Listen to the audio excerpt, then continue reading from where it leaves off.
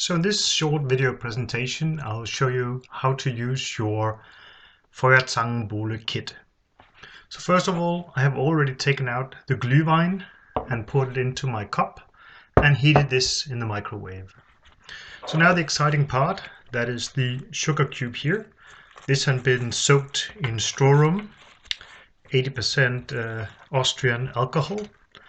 And what I need to use is like one of these metal pins to attach to the sugar cube through the hole, and then we are basically ready to set it on fire.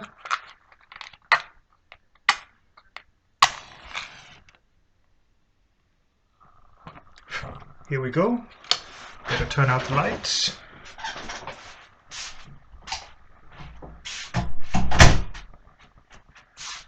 And basically you see now the flame of the very beautiful Feuerzangenbowle. And with that, I wish you a very Merry Christmas. So in the end, when it burned out, you just slide the pin to the side and the sugar cube falls into the wine, and then you can just stir it and dissolve it. Ah, there it happened by itself. Merry Christmas.